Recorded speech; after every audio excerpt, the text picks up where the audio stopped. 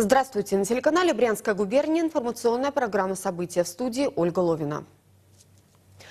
Крупный пожар пришлось ликвидировать сотрудникам МЧС на Брянском автомобильном заводе. Сообщение о возгорании поступило около 7 утра. Площадь, охваченная огнем, составила около 30 квадратных метров. Пострадавших нет. В 6:38 в пожарную охрану поступило сообщение о возгорании в одном из цехов Брянского автомобильного завода. По прибытии первого подразделения подтвержден второй номер пожара в инструментальном цеху на площадке резинотехнические изделия. Площадь пожара составила до 30 квадратных метров. Работало 8 основных пожарных автомобилей, 2 специальных, 38 человек личного состава. В течение 30 минут пожар был ликвидирован. Безответственность лопушского фермера привела к проникновению в Выгонический район возбудителя африканской чумы свиней. 2 года мужчина разводил поросят за спинами ревизоров и ветврачей. За помощью обратился только тогда, когда заболело все поголовье. О мерах по борьбе с обнаруженным вирусом наш следующий репортаж.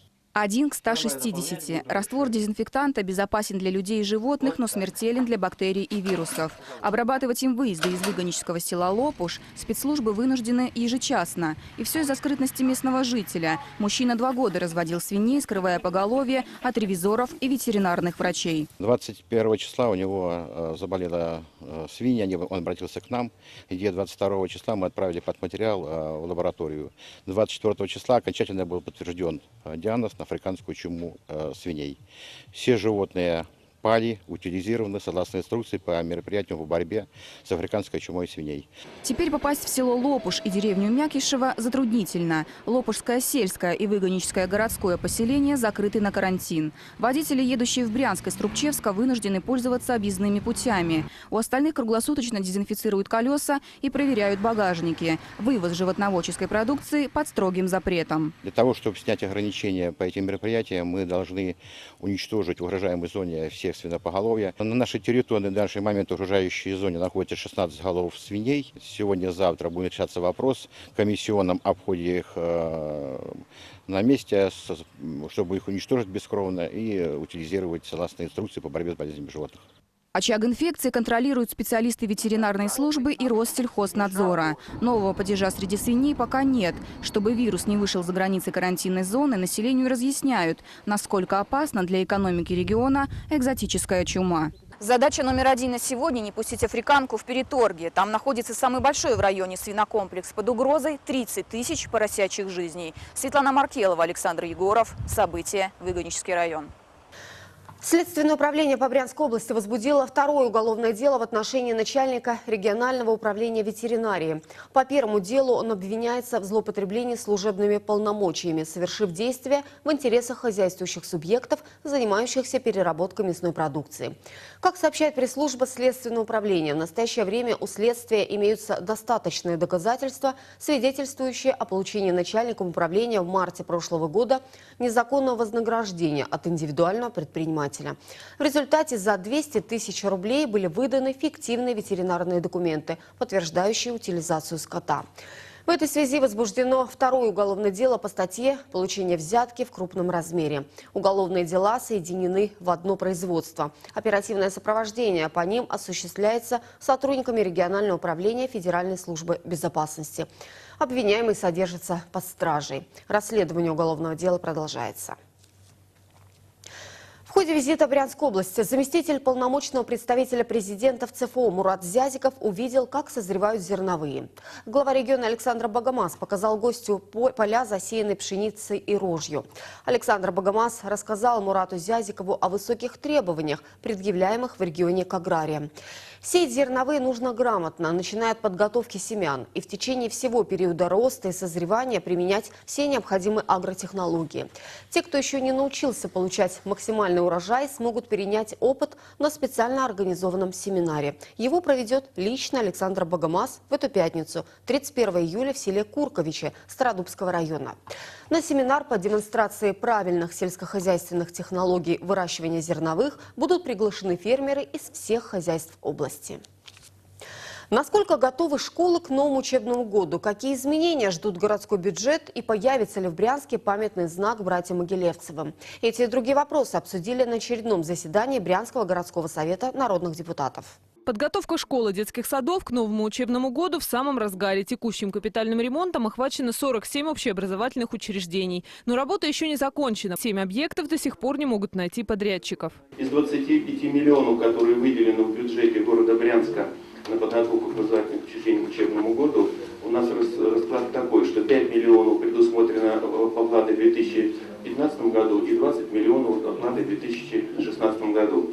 Вот это является основной причиной того, что подрядчики неохотно идут на заключение договоров по выполнению работ. Глава города Александр Хлеманков поручил решить этот вопрос в ближайшее время, чтобы к учебному году были готовы все детские сады и школы. Обсудили депутаты изменения в городском бюджете. Он увеличится на весьма внушительную сумму – почти 160 миллионов рублей. На заседании зашла речь и о тех работах, которые будут касаться изменения архитектурного облика Брянска. Очень важный вопрос – это наша набережная. Первый этап мы совершили, то из государственной собственности эта территория передается в муниципальную собственность, и дальше мы уже можем приступить к началу реконструкции набережной. Затем один из вопросов, мы увековечили память братьев Могилевцев. Эту инициативу поддержал и фонд имени братьев Могилевцевых. За счет его учредителей будет изготовлен памятный знак возле домов 3 и 5 на проспекте Ленина. В дальнейшем на этом же месте планируется установить сквер. Евгения Павлюкова, Александр Егоров. События Брянск.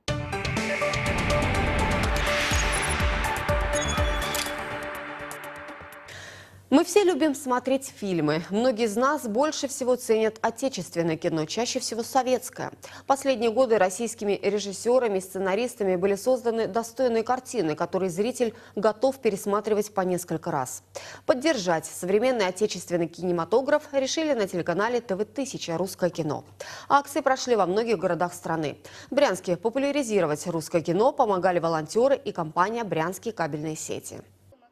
Телеканал ТВ-1000 «Русское кино» запустил федеральную кампанию под названием «Подари добрые слова». Цель акции – поддержать молодых специалистов российской киноиндустрии. Пожелания работникам отечественного кинематографа можно оставлять на сайте словадобра.ру или через волонтеров. В Брянске в разных районах города можно встретить вот таких девушек, которые предложат написать коротенькое письмо любимому актеру или режиссеру. Я считаю, что, скорее всего, надеюсь на это, что дойдут эти добрые пожелания и слова наших людей, да, русских актеров, русских режиссеров, для всех работников русского кино, кто создает нам эти замечательные фильмы. И, надеюсь, эти слова помогут им развиваться, стать лучше, создать еще более лучшее кино, которое будет востребовано нашим зрителям. Российская киноиндустрия, несмотря на свой молодой возраст, активно развивается, участвует в фестивалях. Но доля отечественных фильмов в прокате значительно уступает зарубежным картинам. Кроме всего, организаторы акции считают, что авторам не помешают элементарные человеческие слова поддержки от публики. Я люблю очень исторические фильмы российские, например, «Сталинград». Пожелал успехом режиссерам и актерам. Какие еще смотрели? «А зори здесь тихие». Очень тоже понравился фильм. Военный такой. Патриотический. Вообще я любитель комедийного жанра, когда приходишь с работы, смотришь, улыбаешься, просто отдыхаешь. То есть такие фильмы, как «Сваты», мне очень нравятся, и хотелось бы таких вот видеть побольше. И вообще русское кино мне довольно-таки нравится. Зарубежное нет, практически нет. А почему русское больше? Не знаю, как-то свое родное, наверное, просто свое родное. Жители Брянска с энтузиазмом отнеслись к акции. Кто-то писал подбадривающие сообщения, кто-то позволил себе легкую критику и пожелал получить, наконец, «Оскара». Чаще всего реагируют положительно, потому что многие смотрят русское кино, русские сериалы, знают, конечно же, наших актеров, выделяют каких-то своих любимчиков, пишут им пожелания, оставляют некоторые номера телефонов. У нас был молодой человек, оставил для Веры Брежневой свой номер телефона и попросил ее перезвонить обязательно. Вот надеемся, что она ему позвонит. А так, в целом они положительно, но есть, конечно, пару человек, которые реагируют отрицательно, говорят, что не смотрят вообще русские фильмы, что уровень уже не тот. Люди пожилого возраста предпочитают вспоминать советские фильмы и советуют нашему русскому кино достигать советского качества, которое было раньше. По итогам акции все пожелания будут оформлены и переданы молодым актерам и режиссерам в виде посылок. Также организаторы планируют воплотить идею диалога между публикой и создателями кинокартин. Александра Седачева, Максим Кузнецов. События Брянск. Ночь придает блеск звездам и женщинам. 24 июля взглядом многочисленных гостей и строгих судей предстали юные красавицы. Конкурс мини-бикини прошел на загородной базе Елисеевы поля.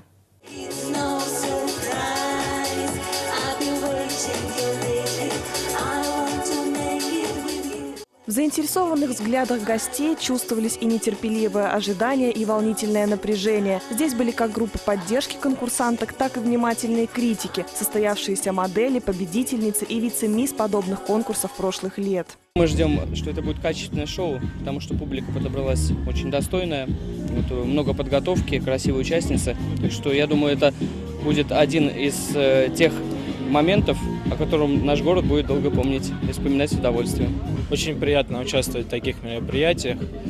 Ожидаем от этого конкурса только самого позитивного, лучшего, красивых девушек, как всегда, самых красивых нашего города.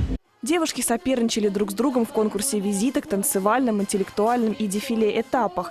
Этому предшествовали месяцы репетиций, хореографических занятий и фотосессий. Большинство участниц впервые выходили на сцену в качестве конкурсанток «Мисс Бикини». Очень волновались. И не они одни. В числе жюри тоже были новички в подобном мероприятии.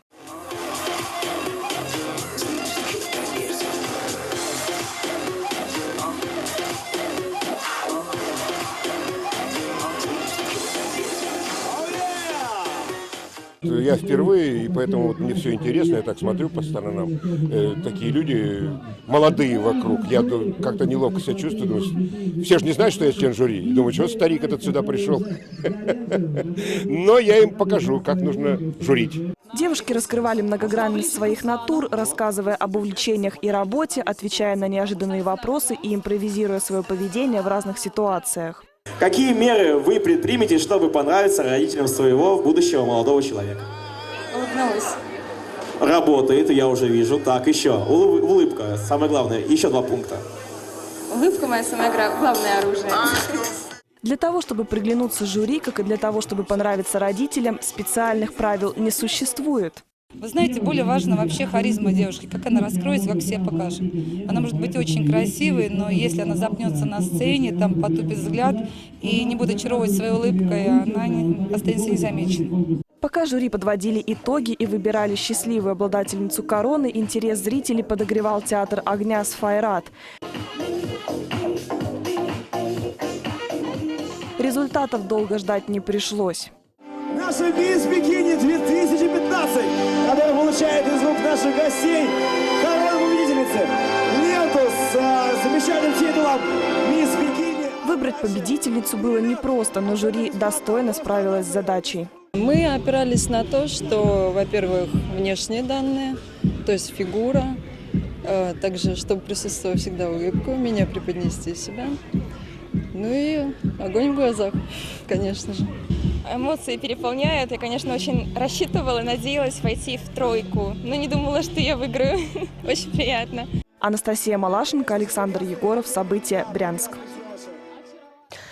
И последняя информация выпуска. На 30 июля МЧС вновь объявила штормовое предупреждение. На территории Брянской области ожидается переменная облачность. Ночью и днем местами дожди и грозы.